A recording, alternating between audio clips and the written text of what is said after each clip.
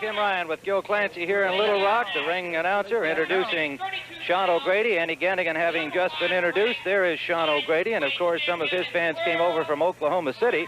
But here in this convention center with a seating capacity of about 1,700, there is really a disappointing crowd for what is obviously one of the best lightweight bouts that anybody could ask to see this season, with O'Grady against Ganigan.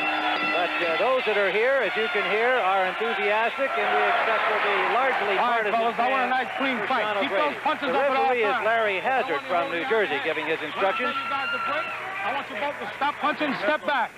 Case of a knockdown, fighter's corner knockdown. Go to the farthest neutral corner, remain in that corner until I tell you to come out. If I have to warn you guys about infractions of the rules, I'm going to take points away. I won't tolerate it. You understand? Okay, you cooperate with me, and I'll take care of both of you. Shake hands. Good luck to you. Judging will be by the referee, Larry Hazard, and two judges from Little Rock, Lloyd Haynes and James Henry. And as we see the tail of the tape, the height advantage to Sean O'Grady. The age advantage would normally go to Ganigan, as you can see, 29 to 22, but it is O'Grady who has had many more fights, having started as a pro at the age of 15. O'Grady in green with white trim, Ganigan in gold with green trim, and that distinctive tattoo on the back of his back, which is a lion, and he's known in Hawaii as the Lion of Hawaii. Tim, this fight could really become a brawl. I think Ganigan is probably the better puncher with one solid punch, but I just have a feeling that Sean O'Grady has a better chin than Andy Ganigan.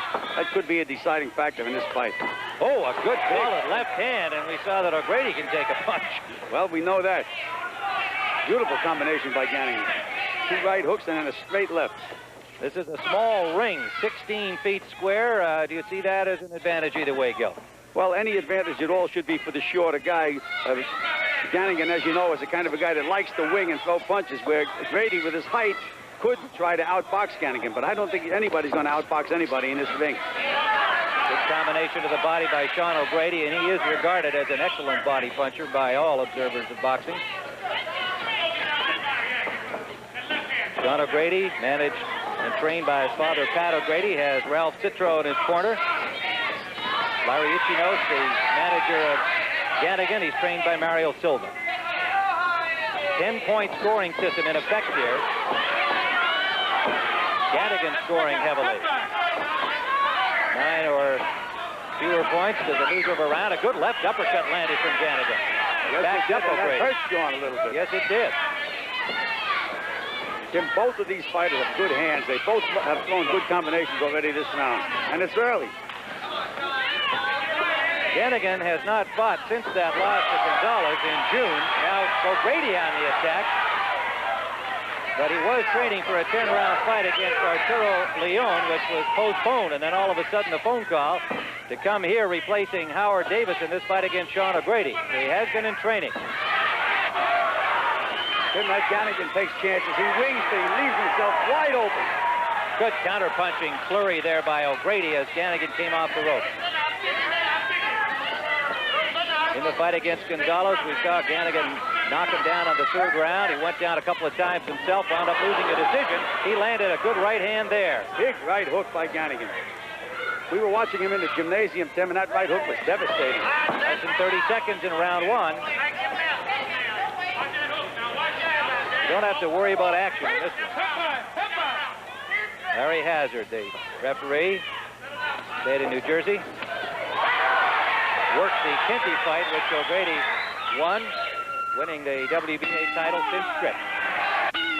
Round number 2. It is scheduled for 15 in Little Rock, Arkansas. Tim Ryan and Gil Clancy bringing you the action between Sean O'Grady and Andy Ganigan. O'Grady at the top of your screen in green. Oh, good left hand landed from Ganigan. Tim, if these guys were football teams, the final score would probably be about 66 to 60. They're both so offensive-minded. Nobody worries too much about defense. There's a slight cut, it appears, near the corner of the right eye of Ganigan, and Ganigan scored with a good combination backing up O'Grady.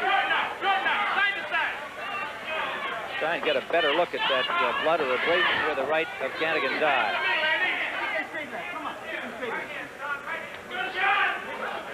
Left-handed Andy Ganigan. Slight cut right in the corner of the right eye of Ganigan. Of course, O'Grady has had the reputation of being a bleeder. He's since had some surgery. Good, he's hurt. O'Grady was Down he goes. Ganigan with 2 left hands, and Sean O'Grady getting slowly to his feet. He's still in trouble. We're just in the 2nd round. O'Grady looking not real clear-eyed at this point. He was stunned, Tim, before the knockdown punch. Ganigan came out winging, but missed with the right hand, and O'Grady's in difficulty still. Looking to his corner, and his father and manager and trainer, Pat O'Grady, and Ganigan backs him up and knocks him right into the corner rope. Now, this could prove important. If that's counted as a knockdown, Tim, they have the 3 knockdown rule in effect. It is in effect. And indeed, it was Pat O'Grady who insisted that it remained so. Yes, and O'Grady did not go down, Tim. He sat on the bottom rope. But they called it a knockdown. They counted it. Now O'Grady rallies, and Ganigan takes accommodation from O'Grady. Tim, somebody better start thinking defense, especially Sean. He better try to get through this round. Ganigan trying to finish O'Grady, wobbled him again, and he knocks him back into the rope. He's helpless, Tim. O'Grady, he's but helpless. he's staying on his feet. Credit to his stamina and conditioning. Less than a minute to go. Down he goes to the left of the body. That's it. The fight is over. The 3rd knockdown in the 2nd round, in Andy Ganigan 3 knockdowns. has knocked out Sean O'Grady for his 3rd knockdown of the 2nd round. And while you pointed out O'Grady did not go to the canvas, in the rules meeting they said if a fighter was helpless on the ropes, it would be a knockdown, and that was the case, the way Larry Hazard, the referee, saw it. It was academic anyway, Gil, because Sean O'Grady could go no further. Pat O'Grady did not protest at all. Andy Ganigan with a dramatic 2nd round knockout of Sean O'Grady, the former WBA champion, who is down and still getting some treatment there. His father, Pat O'Grady, and other O'Grady handlers are gathered around. But a tremendously stunning 2nd round KO by Andy Ganigan, who came in as a substitute for Howard Davis Jr. in this fight against Sean O'Grady for what they are calling here the WAA World Championship, the first title under that new organization's designation. Ganigan, of course, more interested in the more established organizations, WBC and WBA, and he helped his cause here today. We're going to see the knockdown again. What are we showing here, fellas? We're going to show the final knockdown. Let's see what happens here. Not sure which knockdown we're going to see, but this is the last one. That short left hook wobbled O'Grady, trying gamely to stay on his feet. And a credit to his stamina and training for this fight. He was in excellent condition, but you can see it's just a will to stand up. He is really out of it here. And Ganigan, sensing that, continues to throw leather, and that left hook just missed, but it's a left to the body right here.